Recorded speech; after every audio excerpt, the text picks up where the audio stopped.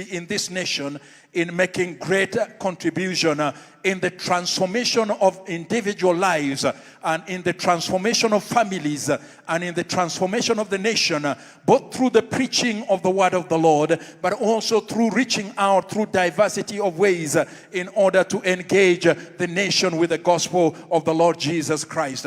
We thank God that this year, again, God has given us the privilege to see 6 congregations coming up, and we just want to give God the glory for those 6 congregations that are coming up in the nation.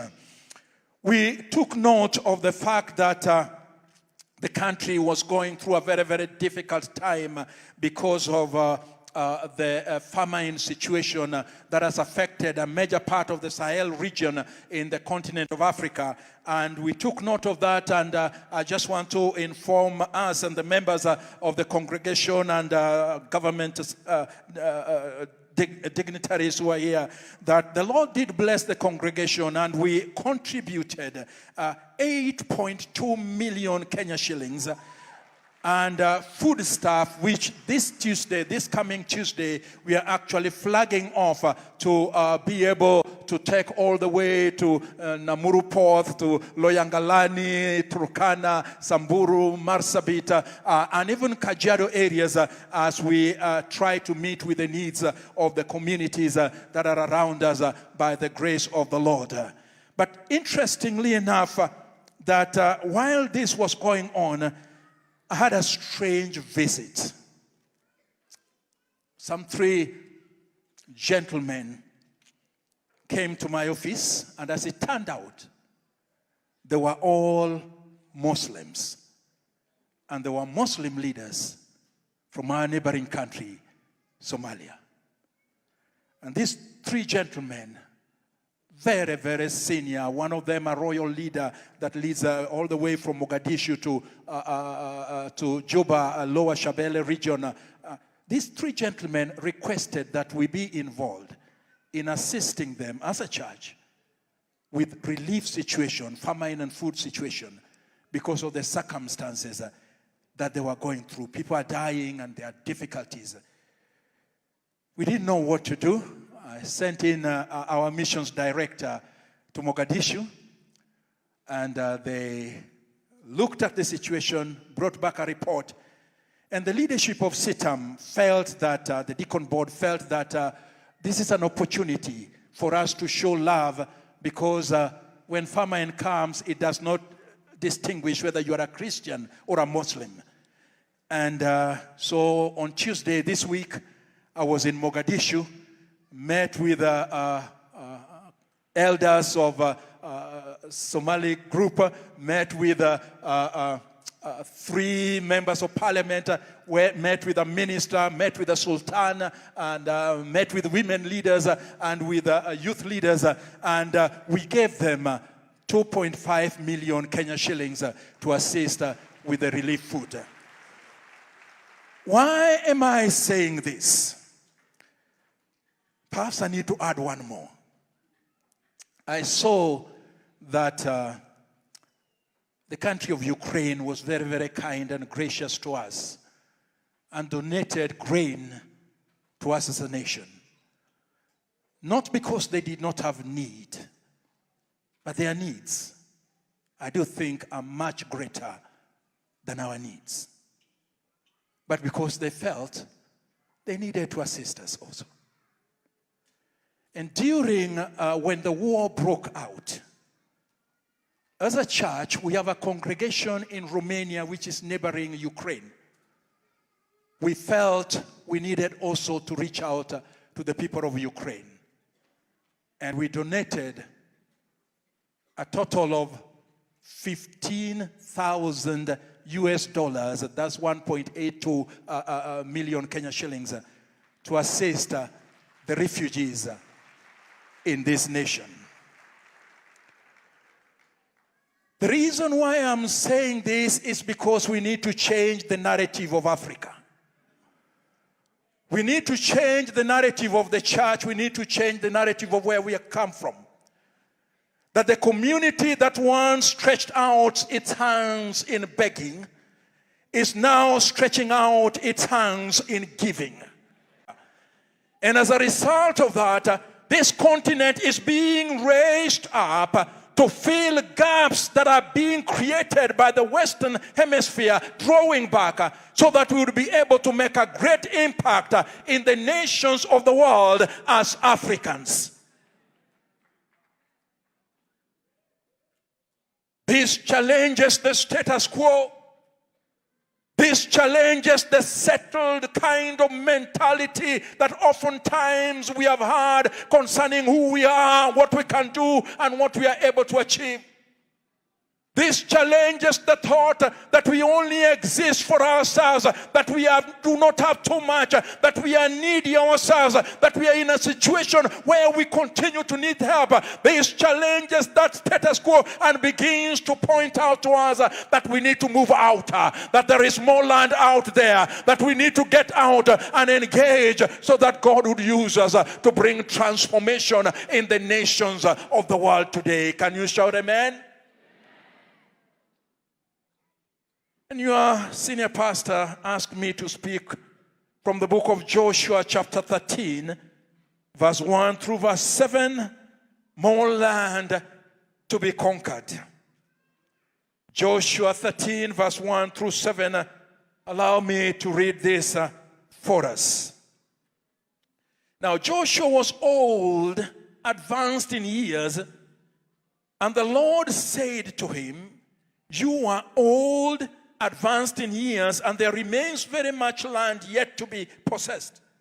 This is the land that yet remains, all the territory of the Philistines, and all that of the Geshurites, from Sihor, which is east of Egypt, as far as border of Ekron, northward, which is counted as Canaanite, the 5 lords of the Philistines, the Gazites, the Ashdodites, the Ashkelonites, and the Gittites, and the Ekronites, also the Avites, from the south all the land of the Canaanites, and Meara, that belongs to the Sidonians, as far as Aphek, to the border of the Amorites, the land of the Gibeonites, and all Lebanon towards the sunrise, from Baal-Gad below Mount Hermon, as far as the entrance to Hamath, all the inhabitants of the mountains from Lebanon, as far as the brook Misrepoth, and all the Sidonians. When them I will drive out from before the children of Israel, only divide it by lot to Israel as an inheritance, as I have commanded you. Now therefore, divide this land as an inheritance to the 9 tribes and half the tribe of Manasseh." I'd like you to eavesdrop as I preach to myself. This week, by the grace of God, I achieved a significant milestone birthday in my life. That kind of birthday that when you achieve it, you begin feeling like Joshua. Now you are old and advanced in years. And sometimes when you reach that stage, you begin wondering whether you should continue on doing the work or like we used to do in the old public service, President, before you came in. They used to give them wheelbarrows. It had different significance then, showing they are meant to be going home. You are old and advanced in years. Dr. Charles McCoy was a pastor at Oyster Bay, Long Island, a 71-year-old bachelor looking for a place to retire after 50 years of faithful ministry as a pastor and an evangelist. He had invited a bishop from India to come to his church to plead for missionaries' help to India. Dr. McCoy prayed that God would lay it in the heart of someone in the congregation to respond to this call to go to India. After the third message by the bishop from India, the bishop turned to Dr. McCoy and said, I don't think God is looking for someone from the congregation. I think he's looking for someone behind this pulpit. Dr. McCoy, a 71-year-old man, responded, hardly believing his ears, Bishop, are you losing your mind? I am 71 years, never been overseas, I've never been on the oceans, and the thought of flying terrifies me. But soon, a new missionary was on his way at the age of 71 years, having responded to that call by the bishop and ministered to many, many countries. As a matter of fact, going 10 times over in many, many countries, ministering to the word of the Lord. There are times when you reach a stage in life where if you hear a word from the Lord, you begin wondering whether God is not making a mistake. The book of Joshua presents to us the narrative of transitions between Moses and Joshua. It presents to us the narrative of transition between a pastoralist community and a sedentary community that is settled where they are. And in this narrative, there were promised pieces of land and property that they were to conquer and to overtake. And Joshua had worked very hard in attempting to do so. And they had conquered many, many regions across both sides of the Jordan, the Transjordan, as we call them. But now here he is. Scholars would estimate a 100-year-old man. And he's thinking, maybe it's time now to go home. When the Lord speaks with him. Allow me to bring very, very quickly some 3 points of reflection for us before we conclude this service. First of all, verse 1, the status of the conquest. When God speaks about the status of the conquest, he points out to 2 dimensions. He points out to the leader and he points out to the land, the task that they were meant to do. And he turns to the leader and he says, you are old and advanced in years. Now the phrase old and advanced in years may actually speak very different things to different people. At the age of 100 that Joshua was, it may have communicated a very, very different thing. Perhaps he should have turned and said around, Mzeni nani, mzeni wewe. People who tend to reject age and term it ageism and begin seeing it as a discrimination against growing old. And such individuals tend to tenaciously cling to matters of youth without allowing matters of youth to have any room or any role, without allowing the matters of age in spite of what their hair might be showing. The Deputy Bishop and I were talking today, and we've generally agreed to let our hair remain white.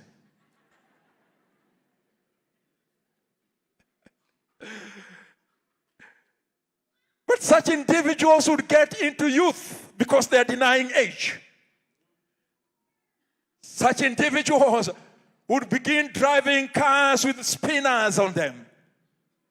Such individuals would begin dressing and changing their outlook just to be in a different site and to communicate a different thing that actually age is far away from them. But regardless of how much we would try to change, the clock usually ticks and it begins showing you, now you are old and advanced in years. To some, therefore, such a word begins to discourage them because they begin seeing themselves as spent cartridge. The years of usefulness are gone. You are headed for the shelf. Your lifespan is over. Age has caught up with you. As a result of that, some people totally give up from trying anything new because they feel they do not have the energy for it. It's time now just to hang the boots and say it's all over. Negative sentiments that brings them down from even attempting to achieve what God would want them to achieve.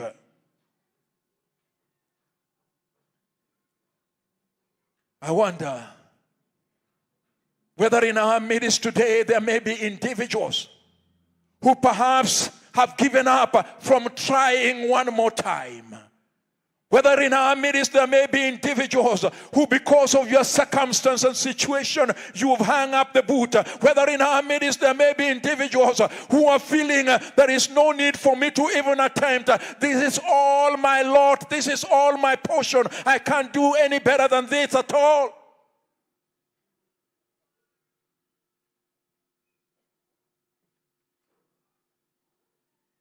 I attended a consultation in one African country.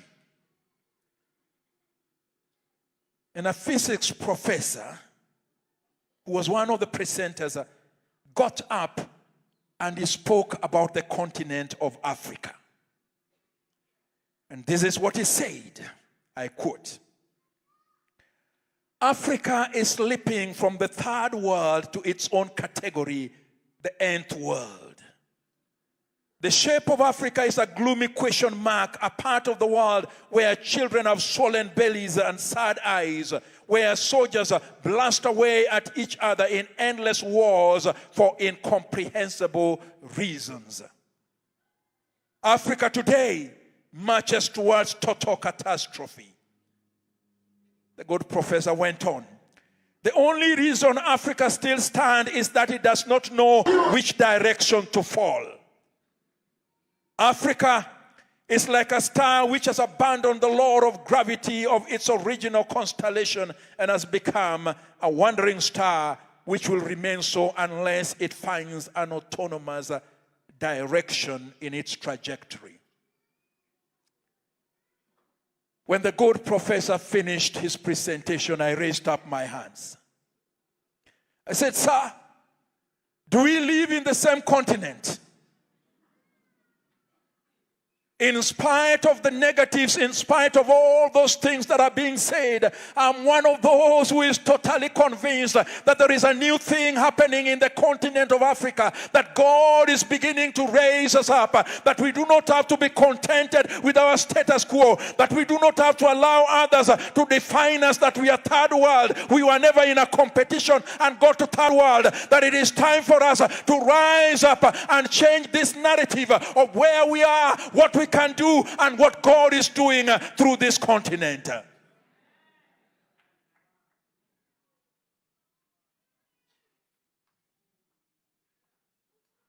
And so as a continent, as individuals, but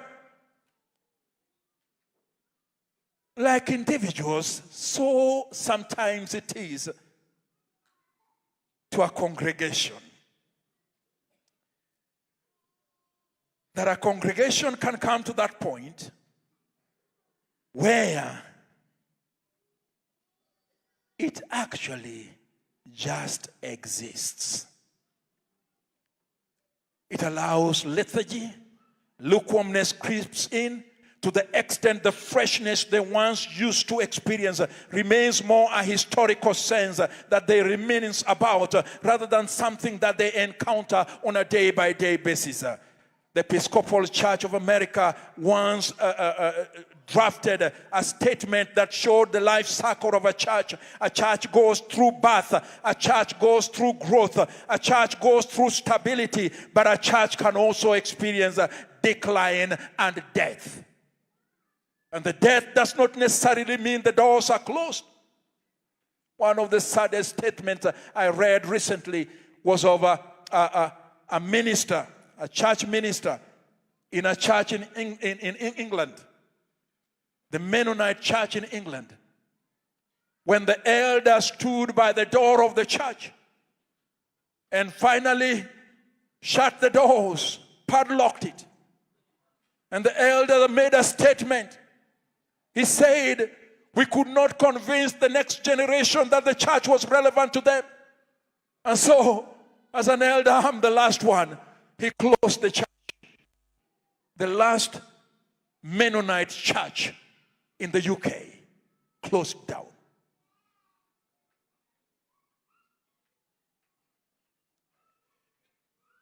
Canon Patrick Sukdeo, a man I highly respect, a one-time advisor to Kofi Annan, an advisor to many other international organizations, has written in his book, The Death of Western Christianity. And he says this: the church in the West once blazed strongly for centuries. The Bible was at the heart of European culture and the cultures of North Africa and Australasia. Society at levels recognized God and the worker in the world and gave allegiance, even if nominally, to the Lord Jesus Christ. But this has changed. The fire is now dying. The flame is faintly flickering. It has burned down to embers, though not extinguished. In his opinion, the Western church is a dying church.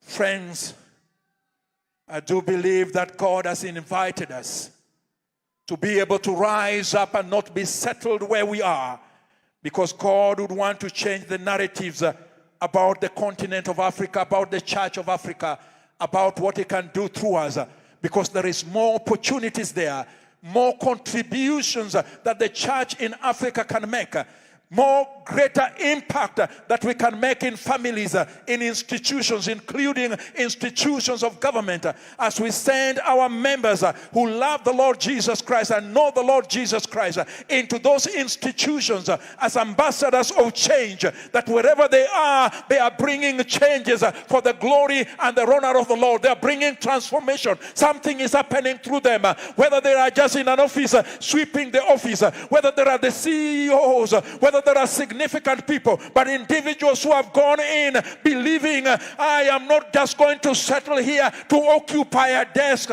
or to occupy an office. I am here because I am an agent of transformation, to bring transformation in this domain for the glory and the honor of God's name. As Franz Fanon has said, each generation might, out of a relative obscurity, discover its mission, fulfill it, or betray it. God to fulfill our vision or betray it. But the Lord spoke to Joshua that there is more land out there that remains.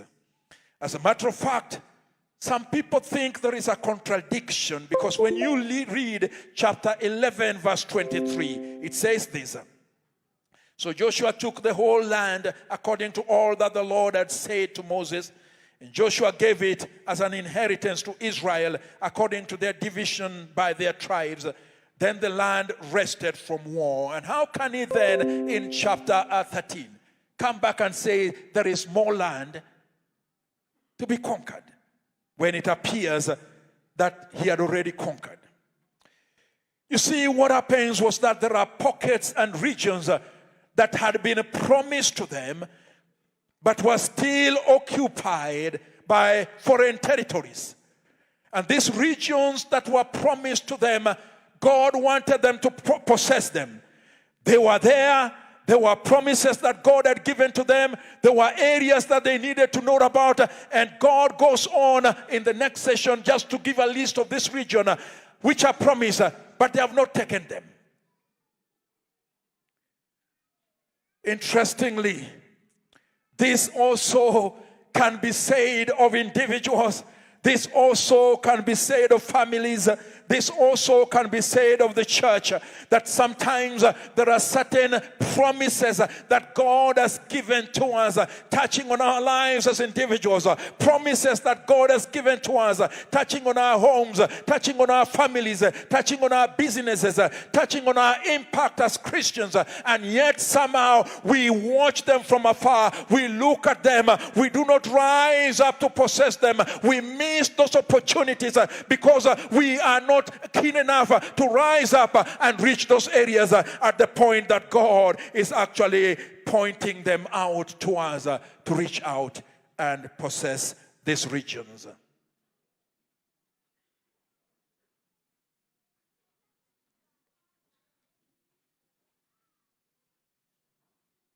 A stranger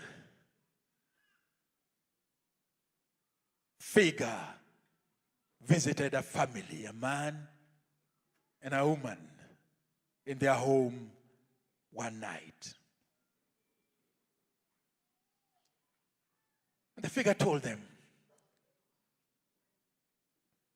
you have 3 opportunities. Whatever you will wish or express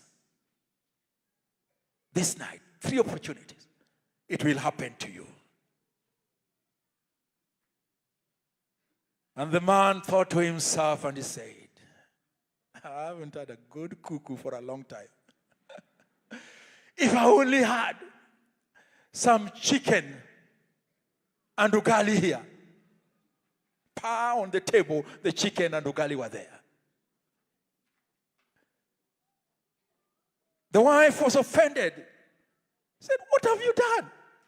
Here was our chance to get something significant. You are behaving just like a chicken. And there the husband goes. Starts like a chicken. Turns into a chicken. The wife has one last chance to wish. What will she wish for? For her husband to become human again. 3 opportunities, all of them